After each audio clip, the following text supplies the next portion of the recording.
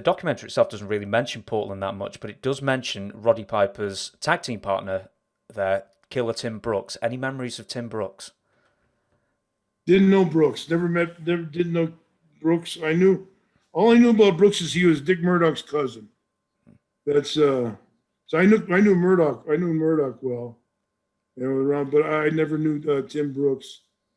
But I didn't know him and Roddy were big, were partners.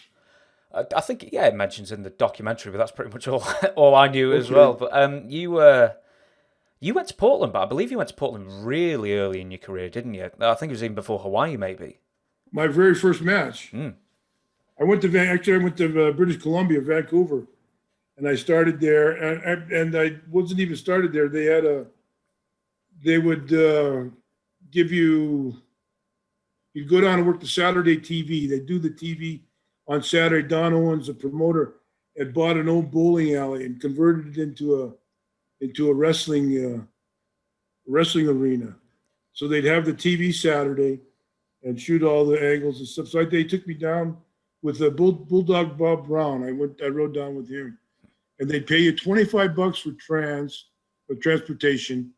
The guys coming down from Vancouver, coming down from BC, they give you $25 for trans, and it was either 75 or 125. I can't remember which, to wrestle, to do the show on TV. And when I got there were a bunch of guys. Fuji, that we spoke of earlier before. Fuji had come over from Hawaii, and it was his first territory as Mr. Fuji. His first time that he left the islands and become himself. So I went down there, and in my very first match, I was horrible. But there's Fuji, there was Beauregard, Larry Pitchford was there. So a lot of guys from Dean's Gym had trickled on their way to Portland. So I had some help there. Do you know? I didn't know my. Yeah, we've mentioned Don Owens a couple of times now here and there. What was he like in general? Like as a payoff man? Did he book his own shows? Did he have a booker as a boss?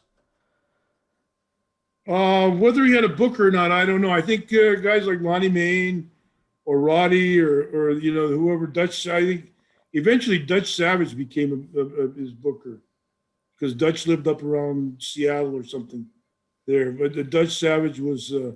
But for the longest time, I think the talent, a lot of the talent would call a lot of the guys came through there. With Lonnie Main, of course, and Snuka later. Then Piper followed Snuka, and a lot of guys came out of there really learning a lot and had contributed a lot to the programming and stuff there.